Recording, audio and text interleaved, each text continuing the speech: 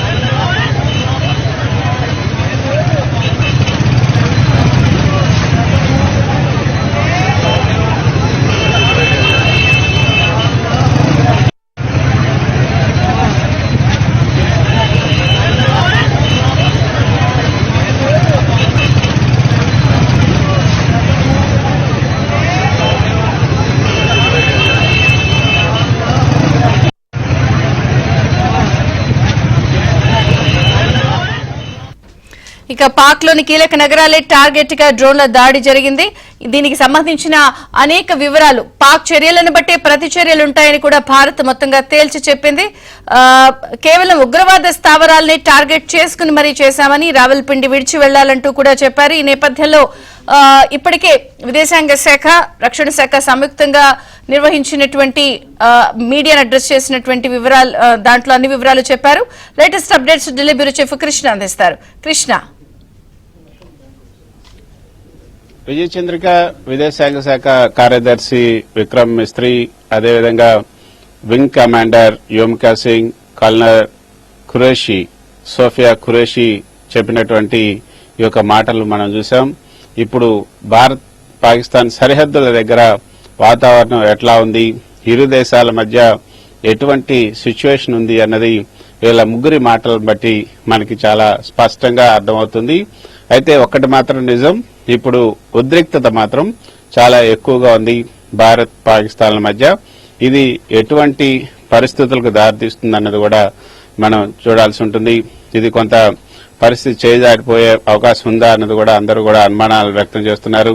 ఎందుకంటే ఈ యొక్క ఆపరేషన్ సింధూర్ తర్వాత పాకిస్తాన్ నుంచి చర్యలు, అంటే వాళ్ళ రెస్పాన్స్, వాళ్ళ ఎస్కలేషన్ అయితే ఎక్కువగా ఉంది.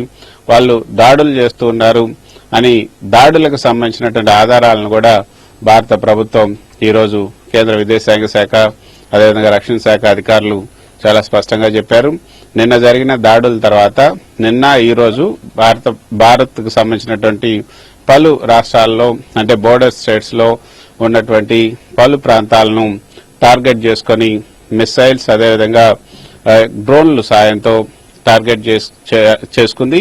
కొన్ని చోట్ల పూంచ్ సెక్టార్ లో ఒక గురుద్వారా మీద దాడి చేసిన ఘటనలో 3 చనిపోయారు, అందులో మహిళలు ఉన్నారు అన్న విషయాన్ని ఇందులో చెప్పడం మనం చూసాం. అంటే ఇది ఏం చెప్తుంది, పాకిస్తాన్ మన భూభాగంలో ఉన్నటువంటి ఒక గురుద్వారా మీద దాడి చేసింది అంటే పాకిస్తాన్ ఇక కాల్పులకు తెగబడుతుంది, పాకిస్తాన్ కవింపు చర్యలకు చేపడుతుంది. తర్వాత వాళ్ళు ఇక దేనికైనా సిద్ధమే అన్నట్లుగా వాళ్ళు మన మీదకి దాడులకు వస్తున్నట్లుగా తెలుస్తుంది.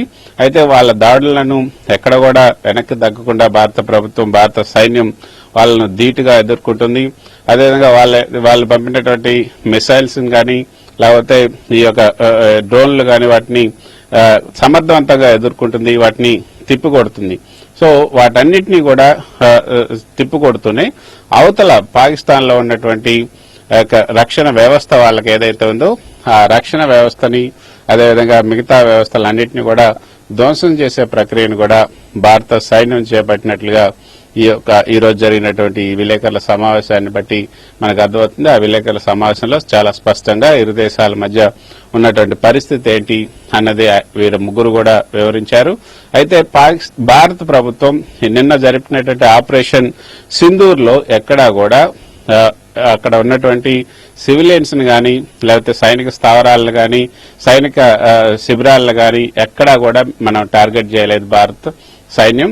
అక్కడ ఉన్నటువంటి ఏదైతే 9 ఈ యొక్క ముజాహిద్దీన్, అదేవిధంగా మిగతా లష్కర్ ఏ తోయిబా, జైష్ ఈ మహమ్మద్ ఈ యొక్క స్థావరాలు ఉన్నాయి. వాటిని మాత్రమే మనం టార్గెట్ చేసాం. అక్కడ ఎవరు కూడా చనిపోలేదు. ఒకవేళ చనిపోయి ఉంటే వాళ్ళంతా కూడా ఉగ్రవాదులు అయి ఉంటారు. ఆ ఉగ్రవాదులకి వాళ్ళు స్టేట్ ఆనర్ తో వాళ్ళకి అంత్యక్రియలు చేస్తున్నారంటే మరి పాకిస్తాన్ యొక్క వైఖరి ఏంటి అన్నది కూడా మనకు తెలుస్తుంది. అయితే పాకిస్తాన్ ఏ విధంగా రెస్పాండ్ అవుతుంది, తర్వాత దానికి ప్రతిదాడులను ఏ విధంగా భారత ప్రభుత్వం చేస్తుంది, అసలు భారత ప్రభుత్వానికి ఎటువంటి పాకిస్తాన్ పైన దాడి చేయాలని కానీ ఎటువంటి